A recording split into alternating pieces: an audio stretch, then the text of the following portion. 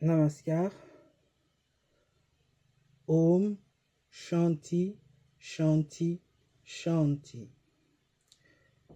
Jaya Shanto à tous ceux qui souffrent.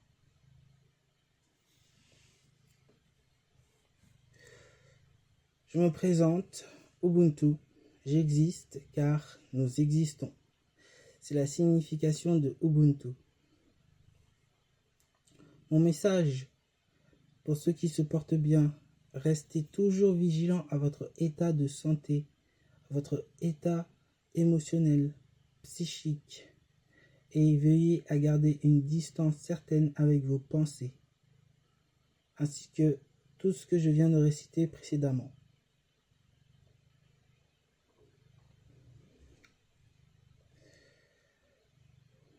Et à ceux qui se portent moins bien, restez persévérants, courageux, déterminés à trouver la vérité. Oh oui, mon chat, c'est bien, tu t'étires.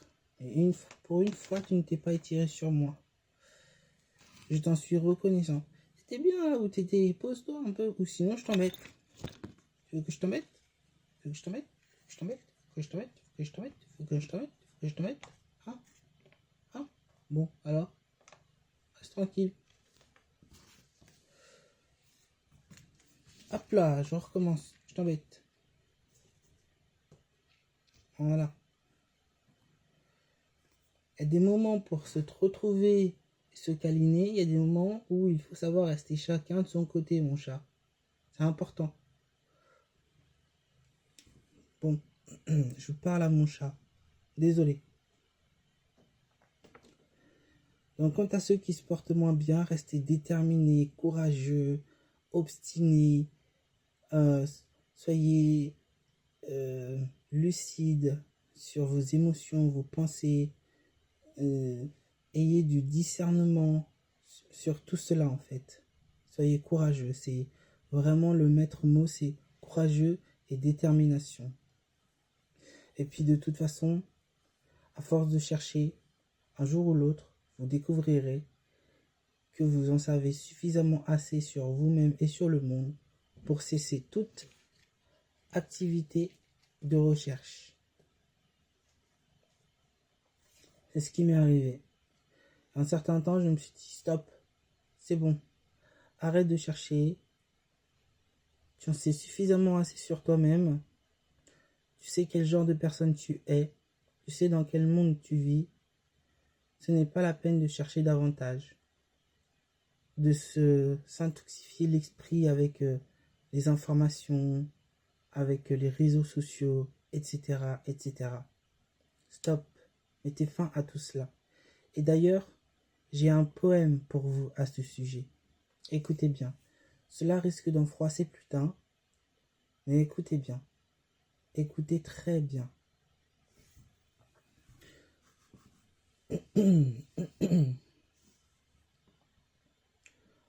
Oublie Dieu. Fais comme si tu n'avais jamais entendu parler de lui. Fais table rase du passé. Ni futur, ni présent n'ont jamais existé. Efface de ta mémoire toute trace de connaissance. Fais comme si tu n'avais jamais croisé ton regard dans un miroir. Et quand tu auras fini de me lire, oublie même ce que tu viens de voir. Oublie Dieu pour l'instant. Cesses-tu d'exister pour autant? Assis-toi simplement. Cesse de bavarder intérieurement et dis-moi que reste-t-il une fois que tu as cessé toute analyse. Ubuntu. Voilà. Ce texte, pour moi, c'est manifester.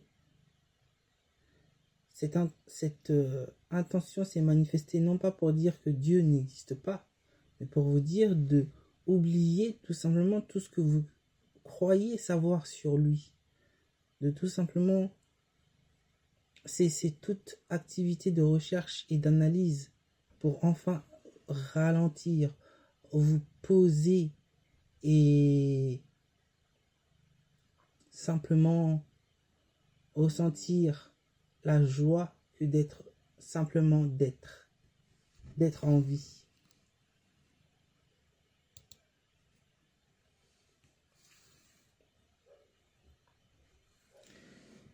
J'ai un autre poème pour vous.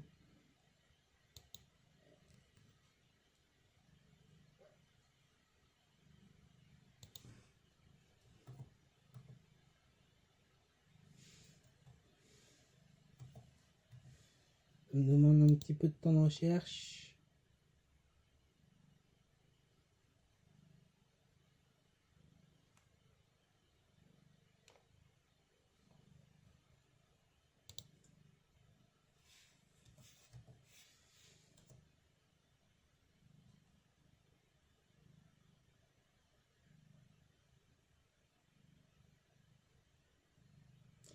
Désolé pour le temps de recherche. Et voilà, j'ai trouvé.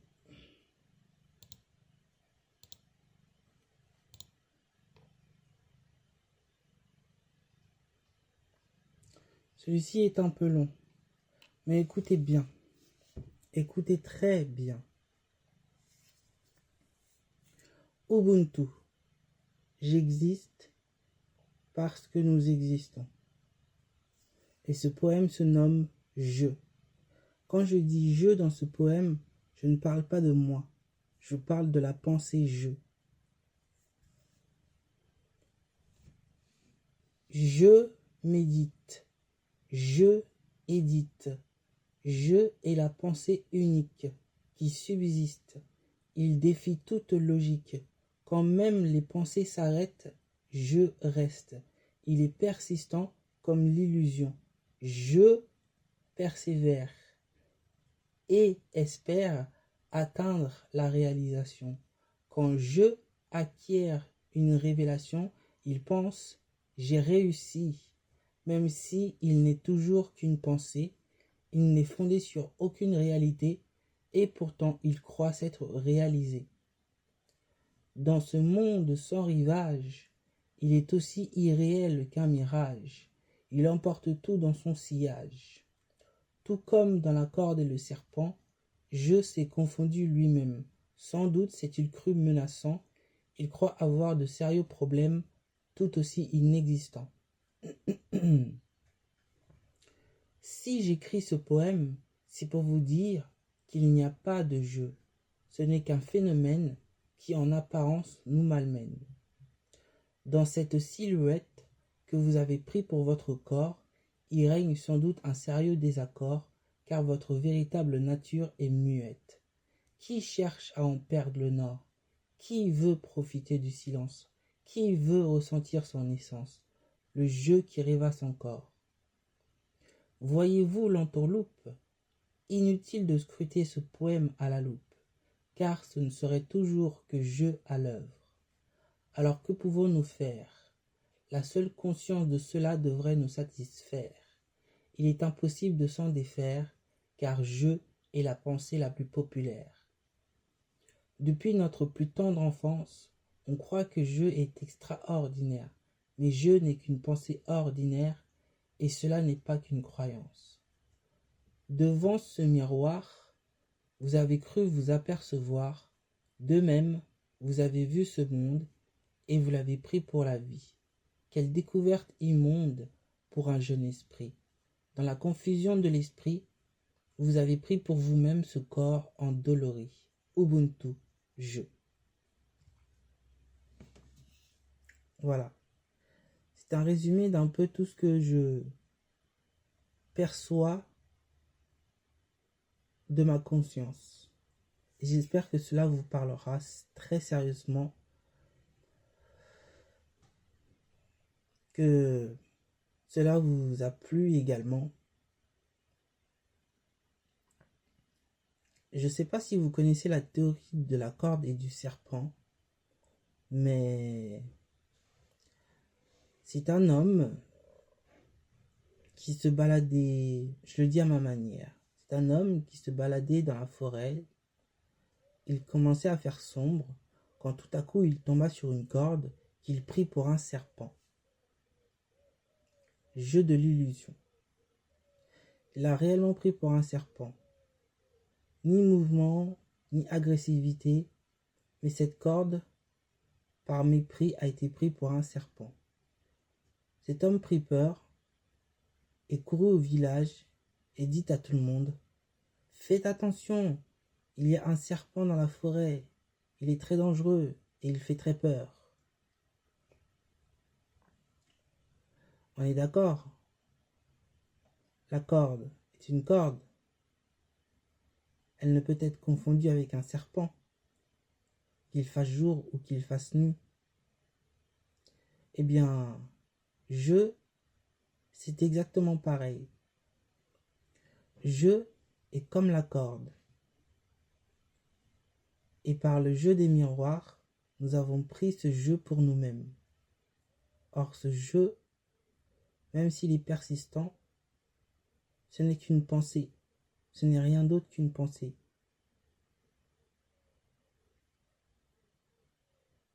Je, à mes yeux, est inexistant. Tout ce qui existe, c'est la conscience. Tout ce qui existe, c'est Dieu.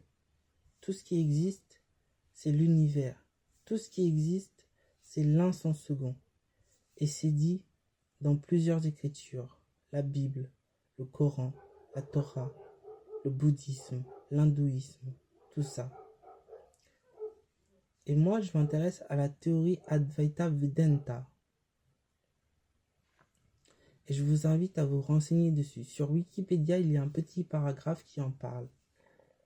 Je sais que si vous le lisez par vous-même, cela sera à même de vous convaincre que cette théorie est réellement bonne, est une très bonne nourriture pour l'esprit. Si c'est moi qui vous le dis, certainement en verrez-vous des défauts, tout simplement parce que j'en parlerai mal. Je ne suis pas un spécialiste. Je ne suis qu'un novice, un débutant en la matière. Donc voilà, j'espère que ce poème vous aura plu, que ces poèmes vous auront plu, surtout sur le fait d'oublier Dieu. Je vous invite simplement à oublier tout ce que vous savez sur Dieu. Parce que tout ce que l'on sait sur Dieu est entièrement conceptuel, conceptualisé. Même les sages, quand ils en parlent de manière relative. Parce qu'il est impossible de parler de ce qui permet de parler. Il est impossible de parler de ce qui permet de voir. Il est impossible de parler de ce qui permet notre existence. Il est impossible de le voir, de le sentir. Il est impossible. Tout ce que nous pouvons voir de ce jeu, c'est la manifestation, c'est-à-dire tout ce qui existe. Et tout ce qui existe est la manifestation de la conscience. L'un n'existe pas sans l'autre. Ils sont tous les deux imbriqués. Ils sont tous les deux la même chose. C'est pourquoi je dis que Dieu, on le perçoit partout. Mais ne vous méprenez pas. Ce que vous percevez de Dieu, ce ne sont ni les hommes, ni les animaux, ni les dieux. Ce que nous percevons de Dieu, c'est sa conscience. C'est cette unicité qui unit tous les hommes et tous les êtres. Un jour, un jeune homme m'a demandé plutôt, quelle était sa question. Comment pouvons-nous unir tous les hommes? Alors je lui ai expliqué qu'en fait, nous pouvons unir tous les hommes quand ils sauront que ce qui vit en eux est la même chose qui vit en tous les êtres vivants. Et que le seul fait même d'avoir conscience de cela est ce qui créera l'unité entre tous les hommes et tous les êtres vivants.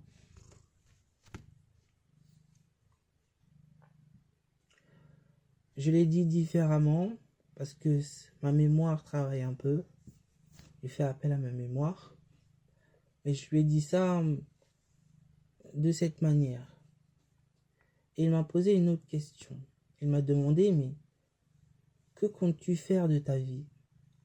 Je lui ai dit que depuis que je suis tout petit, je souhaite devenir en aide à l'humanité. Et il me demanda par-dessus, et comment comptais-tu faire? Je lui ai répondu, je ne sais pas. Je n'en savais rien, mais j'avais cette envie d'aider. Mais qu'aujourd'hui, je sais que la seule manière d'aider l'humanité, c'est de savoir ce que nous sommes, c'est de savoir ce que je suis, ce que je hais, en fait. C'est la seule manière d'aider l'humanité, savoir ce que l'on est. Et puis Sri Ramakrishna dit, avant d'entreprendre toute œuvre mondaine, il vaut mieux réaliser Dieu. Car une fois que tu as construit ta maison sur un lieu sûr, un refuge sûr sur lequel tu peux compter, tu peux entreprendre sereinement toute chose terrestre sans perdre la tranquillité de ton âme.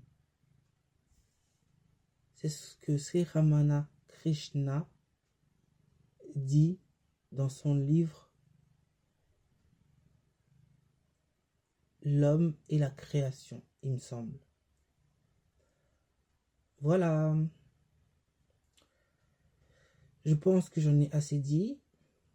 Je vous souhaite une excellente journée en paix. Gardez toujours en tête que vous n'êtes pas votre corps, que vous n'êtes pas votre esprit, que vous n'êtes pas votre mental, mais que vous êtes la conscience universelle, le centre du centre, le centre de toute chose. À bientôt et très bonne journée.